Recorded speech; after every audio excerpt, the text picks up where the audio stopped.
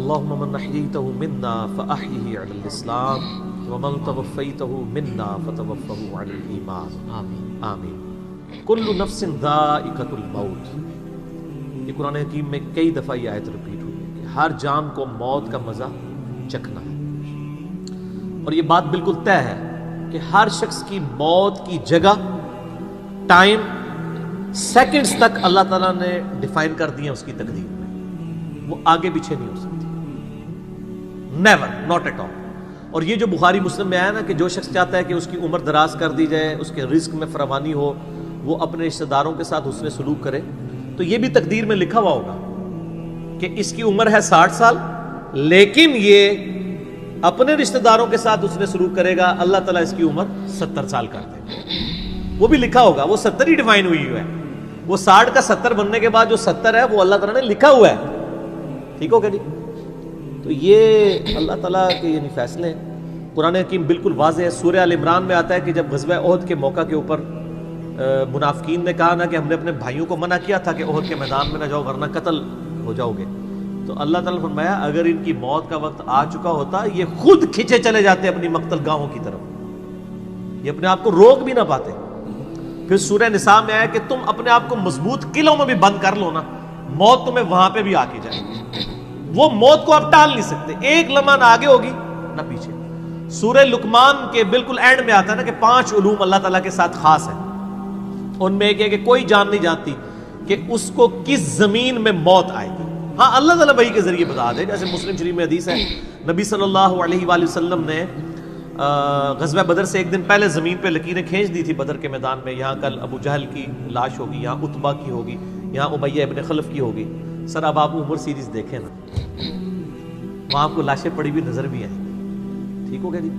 تو یہ آپ صلی اللہ علیہ وآلہ وسلم نے پہلے ڈیفائن کر دی تھی ساری چیزیں، تو یہ اللہ تعالیٰ نے آپ کو وحی کے ذریعے بتایا تھا، اللہ تعالیٰ بتا سکتا ہے اپنے پیغمبر کو، تو واقعی موت کا وقت مقرر ہے، وہ ٹل نہیں سکتا۔ لیکن اس پہ یہ بھی سوال ہوتا ہے کہ اگر کوئی شخص کسی کو قتل کرتا ہے تو پھر اس کا کیا قصور ہے؟ وہ اللہ تعالیٰ کا ایک قانون ہے، اس نے مرنا تو تھا، اس میں کوئی شک نہیں ہے، لیکن دنیا میں اللہ تعالیٰ نے رولز اور ریگولیشن کے ساتھ دنیا کو جوڑا ہوا ہے۔ سورۃ البقرہ میں آیا کہ قصاص میں انسانیت کی زندگی ہے، سورۃ المائدہ میں آیا جس نے ایک جان کو ناحق قتل کیا اس نے پوری انسانیت کو قتل کیا، اور جس نے ایک شخص کی جان بچائی پوری انسانیت کی جان بچائی۔ لہٰذا یہ جو کوئی کسی کو قتل کرے گا تو قرآن میں ہے قصاص کے اندر انسانیت کی زندگی ہے۔ انسانیت 2 چیزوں پہ چل رہی ہے، احترام جان اور احترام مال۔ اگر یہ 2 چیزیں نکل جائیں تو معاشرہ نہیں چل سکتا۔ گوروں کا معاشرہ ہم سے بہتر کیوں ہے؟ بغیر ریلیجن کے بھی احترام جان احترام مال ہے، جسٹس ہے، انصاف ہے، عدالتیں آزاد ہے، جہاں پہ احترام جان بھی احترام مال بھی ہے۔ سالوں تک وہ ثبوت ڈھونڈتے رہتے ہیں، اس کے بعد بندے کو پکڑتے ہیں، یا بندے پکڑ کے غائب ہو کے مر مرا جاتے ہیں، ان کے رشتہ دار عدالتوں کے چکر کاٹتے رہتے ہیں کہ جی ہمارا بچہ اٹھایا گیا، نہ عدالتوں کو پتا ہوتا ہے نہ اور کسی کو پتا ہوتا ہے۔ تو یہ چیزیں تو پھر ظاہر ہے کہ ایک ریونج کریٹ کریں گی نا۔ ہم اس لیے کہتے ہیں عدالتوں کو آزاد ہونا چاہیے، عدالت سے اوپر کوئی نہیں ہونا چاہیے، عدالتیں آزاد ہوں گی باقی سارا سسٹم بہتر ہو جائے گا، ٹھیک ہو گیا؟ تو یہ یعنی اللہ تعالیٰ نے وقت مقرر کر دیا ہے، وہ آگے پیچھے نہیں ہوگا۔ اور آپ دیکھتے ہیں کتنے لوگ موت کے منہ سے واپس آ جاتے ہیں۔ حضرت خالد بن ولید رضی اللہ تعالیٰ 100 سے زیادہ مار کے لڑے ہیں انہوں نے، اور جب موت کا وقت قریب آیا وہ کہتے ہیں میرے جسم کا کوئی ایک حصہ بھی ایسا نہیں جہاں پہ کسی نیزے یا تلوار کا نشان موجود نہ ہو۔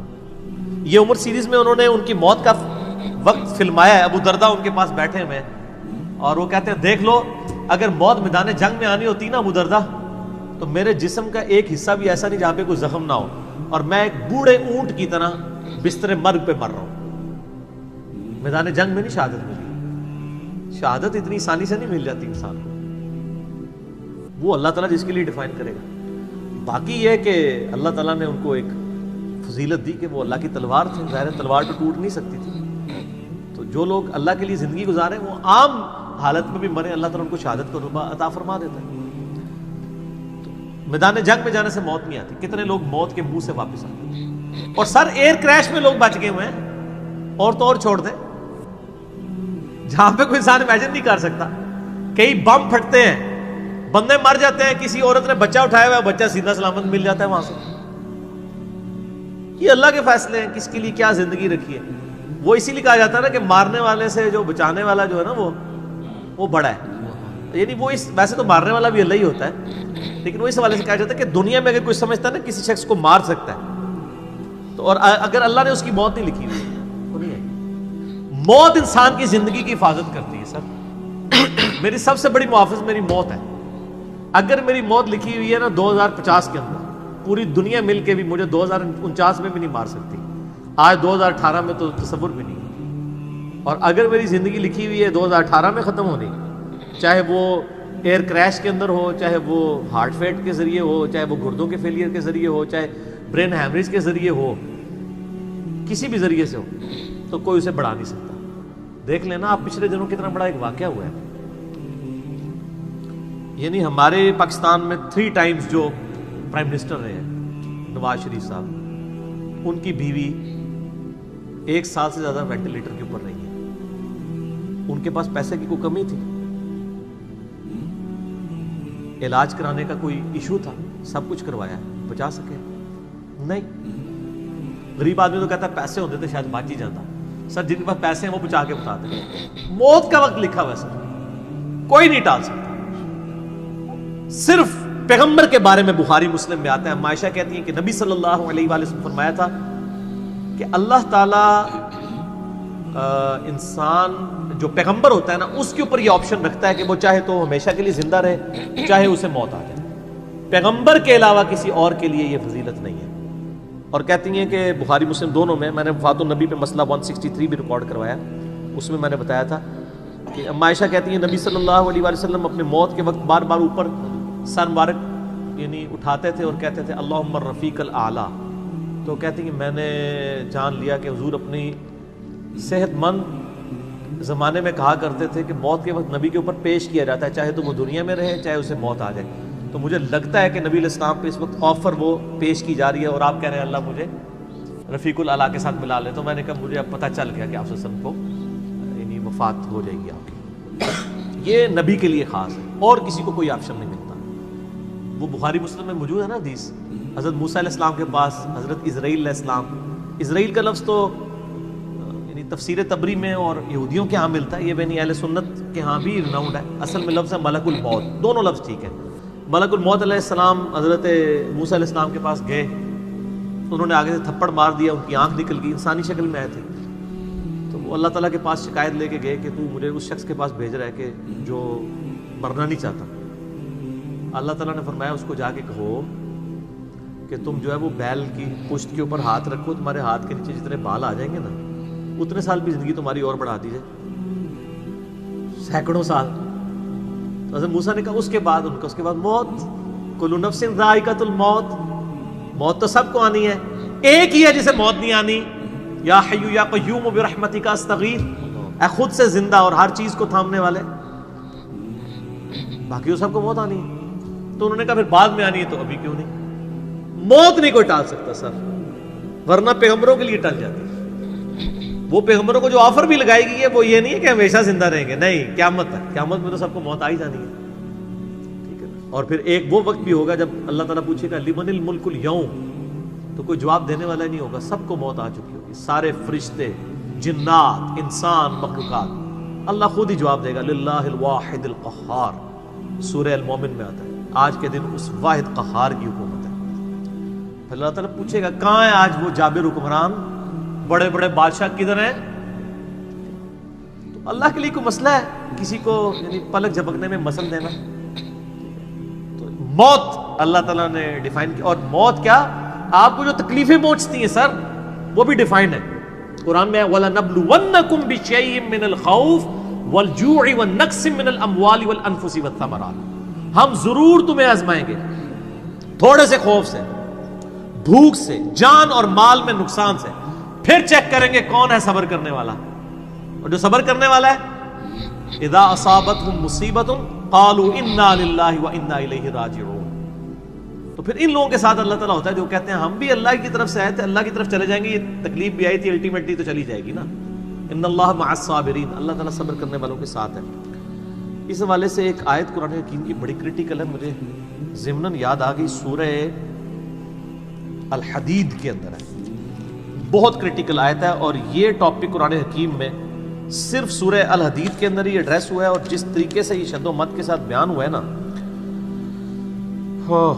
آیت نمبر 22-23، اعوذ باللہ من الشیطان الرجیم، ما اصاب من مصیبت فی الارض، کوئی مصیبت بھی زمین میں نہیں آتی، ولا فی انفسکم، اور نہ تمہاری جانوں میں، یعنی زمین پہ جتنے زلزلے آتے ہیں، طوفان آتے ہیں، سونامی آتے ہیں، قحط پڑتا ہے، یہ جتنے بھی عذاب آتے ہیں یا تکلیف آتی ہیں، اور نہ تمہاری جان میں، یعنی کسی کو کینسر ہوتا ہے، کسی کے گردے فیل ہوتے ہیں، کسی کی آنکھ ضائع جاتی ہے، کسی کے اوپر فالج کا اٹیک ہو جاتا ہے، کسی کو ہارٹ اٹیک ہوتا ہے، اللہ تعالیٰ فرماتا ہے یہ ساری تکلیف چاہے زمین پہ ہیں یا تمہاری جانوں پہ، الا فی کتاب من قبل ان نبرأها، وہ تو پہلے ہی ہم نے لوح محفوظ پہ لکھی ہوئی ہیں، اس سے پہلے کہ ہم ان کو بھیجے،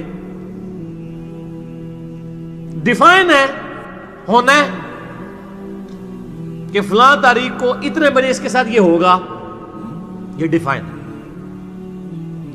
ان ذالک علی اللہ یسیر، بے شک یہ اللہ کے لیے بہت آسان ہے، ٹینشن نہیں لینی کہ یار یہ کیسے ہو سکتا ہے کہ پہلے ہی پتا ہو، اربوں انسانوں کے ساتھ اربوں واقعات، اور صرف انسان نہیں باقی مخلوقات کے ساتھ، اللہ فرماتا ہے میرے لیے تو آسان ہے، لیکن اس کی ریزن بتائیے کیوں ہے، لِكَيْ لَا تَأْسَوْا عَلَى مَا فَاتَكُمْ، یہ ہم نے اس لیے کیا تاکہ جو تم سے بات، جو نعمت تم سے چھن جائے تم اس کے اوپر افسوس نہ کرو، وَلَا تَفْرَحُوا بِمَا آتَاكُمْ، اور نہ تم شیخی بگاڑو جو تمہیں نعمت ملے اس کے اوپر، اچھائی ملے تو یہ نہ کہو بڑا میرا کمال ہے، وہ تقدیر میں تھی، ملنی تھی، اور اگر کوئی چیز چھن جائے تو افسوس نہ کرو، وَاللَّهُ لَا يُحِبُّ كُلَّ مُخْتَالٍ فَخُورٍ، اللہ تعالیٰ کو شیخی بگاڑنے والے پسند نہیں ہے۔ یہ آیت نمبر 22-23 بتا رہی ہے سورۃ الحدید کی کہ زمین و آسمان پہ جتنی بھی تکلیف انسانوں پر، جنات پر، جانوروں پر آتی ہیں وہ ڈیفائنڈ ہے، اور انہی تکلیف میں سے ایک بڑی تکلیف موت ہے،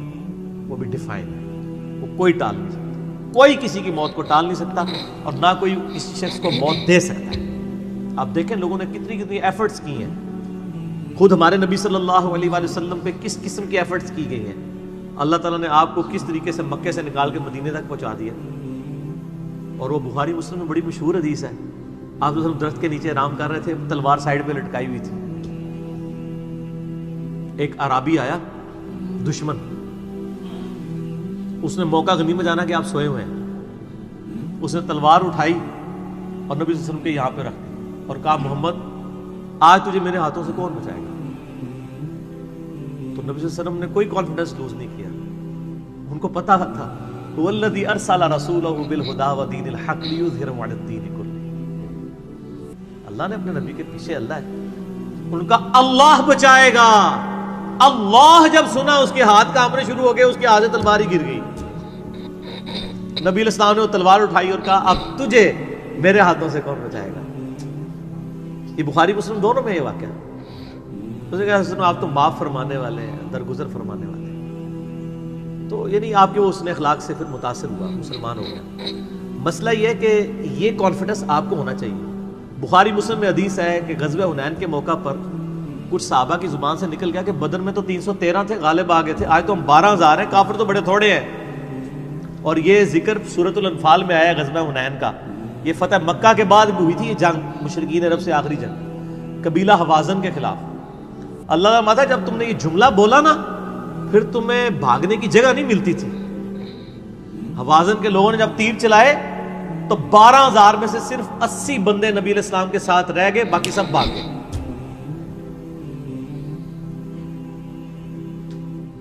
اور صحابہ کہتے ہیں، بخاری مسلم کے الفاظ ہیں، میں نے حضور کی معجزات والا جو لیکچر دیا ہے مسئلہ 131 ABCD، اس میں بتایا کہ نبی علیہ السلام اکیلے آگے جا رہے ہیں، انا النبی لا کذب انا ابن عبد المطلب، میں نبی ہوں اس میں کوئی شک نہیں ہے، اور میں عبد المطلب کا بیٹا ہوں۔ یہ رڈز پڑھتے ہوئے آپ صلی اللہ علیہ وسلم اکیلے آگے جا رہے ہیں، اور آپ صلی اللہ علیہ وسلم نے زمین سے یوں مٹھی بھری کنکریوں کی اور یوں کافروں کی طرف، اور فرمایا چہرے مسخ ہو جائیں، آنکھیں اندھی ہو جائیں، اور سب کی ہو گئی، مسلمانوں کو فتح ہو گئی۔ اور اسی کا ذکر ہے وما رمیت اذ رمیت ولکن اللہ رمی، اے نبی جو آپ نے کنکریاں پھینکی تھی وہ آپ نے نہیں پھینکی تھی، وہ اللہ نے پھینکی تھی، یعنی اللہ کا پیچھے ڈیوائن ڈیسیژن تھا۔ تو کافروں کے خلاف فتح ہو گئی مسلم.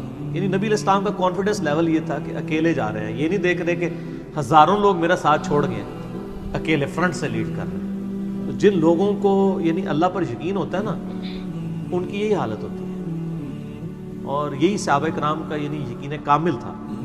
اس لیے آپ دیکھیں نا, آپ عمر سیریز میں دیکھیں گے حضرت خالد بن ولید جنگ یمامہ میں جب مسلمانوں کو شکست ہونے لگتی ہے, اکیلے آگے جاتے ہیں. جنگ یرموک میں بھی ایسے ہی کرتے ہیں. تو جن کو اعتماد ہوتا ہے نا, وہ پھر فرنٹ سے لیڈ کرتے ہیں کہ موت ٹال نہیں سکتی. موت کیا, تکلیف بھی جو آپ کو پہنچنی ہے, اور سر اسی کے ساتھ آپ زندگی گزار سکتے ہیں. اس کے بغیر آپ زندگی نہیں گزار سکتے, کڑ کڑ کے مر جائیں گے. آپ کس اس چیز کو کیٹر فور کر سکتے ہیں؟ ہم یقین کریں صبح اسکول بچوں کو بھیجتے ہیں تو دعائیں پڑھتے رہتے ہیں. کیا ہو سکتا ہے؟ ایکسیڈنٹ ہو سکتا ہے, وہاں پہ بچہ جھولے سے گر سکتا ہے, کسی کی ہڈی ٹوٹ سکتی ہے, کان پٹی پہ لگ جائے ڈیتھ ہو سکتی ہے. یار اتنی چیزوں کو کون کاؤنٹر فار کر سکتا ہے؟ اللہ. تو اللہ پہ توکل کریں, اور جب تکلیف آ جائے انا للہ و انا الیہ راجعون. صحیح مسلم میں حدیث ہے, نبی صلی اللہ علیہ وآلہ وسلم نے فرمایا, جو شخص تکلیف کے وقت فوراً پڑھ لے انا للہ و انا الیہ راجعون اللہم اجرنی فی مصیبتی واخلف لی خیرا منہا, اللہ تعالیٰ اس کو اس کا بہتر نعم البدل عطا فرما دے گا. میرے یوٹیوب پہ کلپ بھی ہے اس دعا کے اوپر, مصیبت اور پریشانی کے حوالے سے یعنی بہتری کے لیے دعا, یہ کر کے لکھیں تو آپ کو کھل جائے گا. یہ آپ کو مشکات میں کتاب الجنائز چیپٹر میں پہلی جلد میں دعا مل جائے گی صحیح مسلم کے حوالے سے. ام سلمہ کہتی ہیں کہ جب میرا خامن فوت ہوا تو میں نے یہ فوراً دعا پڑھ لی, انا للہ و انا الیہ راجعون, ہم بھی اللہ کی طرف سے ہیں, اس کی طرف لوٹ کے جانے والے ہیں. اللہم اجرنی فی مصیبتی, اے اللہ مجھے اس مصیبت میں بہتر اجر عطا فرما, واخلف لی خیرا منہا, اور مجھے اس سے بہتر بدلہ عطا فرما دے. کہتی میں دل میں سوچ رہی تھی کہ اس سے بہتر مجھے خامن کیسے مل سکتا ہے. ابو سلمہ سے بہتر تو انسان حضور کے صحابہ میں بھی کوئی نہیں ہے. عدت گزاری تو نبی علیہ السلام نے رشتے کا پیغام بھیج دیا, ام المومنین بن گئی. اور ہماری یہ وہ ماں ہے جو سب سے آخر میں فوت ہوئی ہیں, واقعہ کربلا کے بھی بعد فوت ہوئی ہیں. ام سلمہ, واقعہ کربلا ان کی زندگی میں ہوا ہے, ام سلمہ رضی اللہ تعالی عنہا. تو یہ دعا یاد کریں, انا للہ و انا الیہ راجعون. اتنا حصہ تو قرآن میں ہے, باقی صحیح مسلم میں اللہم اجرنی, اللہم اجرنی, یہ جھٹکے سے پڑھنا ہے. اللہم اجرنی فی مصیبتی واخلف لی خیرا منہا. تو باقی ہم تو دعائیں کر سکتے ہیں, باقی صبح شام کے اذکار ہیں, اللہ کی طرف رجوع لائیں, وہ اتنی چیزوں کی حفاظت کرنے والا ہے. باقی سب سے بڑی تو حفاظت یہ ہے جو سورہ غافر میں, سورہ المومن میں آیا کہ اصل میں کامیاب وہ ہوا جو دوزخ کی آگ سے بچا لیا گیا. سر دنیا میں آپ کو کوئی کتنا عذاب دے لے گا, الٹیمیٹلی تو موت آ کے آپ کو آزاد کر دے گی. جب فرعون کے دربار میں وہ جو جادوگروں نے کلمہ پڑھ لیا تھا تو اس نے کہا تم نے میری اجازت کے بغیر پڑھ لیا, میں تمہیں تمہارے مخالف سمت کے ہاتھ پاؤں کٹوا کے تمہیں سولی پہ چڑھا دوں گا. تو انہوں نے کیا کہا تھا, انہوں نے کہا تو جو کچھ دے گا دنیا کی زندگی میں عذاب دے سکتا ہے نا, کوئی شخص کسی کے مرنے کے بعد تو اسے عذاب نہیں دے سکتا نا. وہ لاش تو بس لاش ہی پڑی ہے نا, اصل چیز تو روح تھی نا. تو تیرا اختیار تو دنیا کی زندگی تک ہے. تو یہ کانفیڈنس لیول ہونا چاہیے کہ کوئی کسی شخص کو کتنی تکلیف دے لے گا, موت تو پھر بہرحال تکلیف سے آزادی کا ذریعہ بن جائے گی. اگر پھر اللہ کی مرضی کی زندگی گزاری ہے تو آزادی کا ذریعہ ہے, ورنہ اب تو کہتے ہیں کہ مر جائیں گے, مر کے بھی نہ چین پائے تو کدھر جائیں گے. تو سر یہ لوگ تو کہہ دیتے ہیں نا مر گئی تو جان چھٹی, نہ, مرنے تو بعد جان پھڑی گئی, چھٹی اس کی جس نے دنیا اللہ کی مرضی کی گزاری. جس نے دنیا اپنی مرضی کی گزاری تو اس کی جان تو پھر مرنے کے بعد اور پھنس گئی. ٹھیک ہو گیا جی. تو موت کا وقت مقرر ہے, کوئی نہیں ٹال سکتا.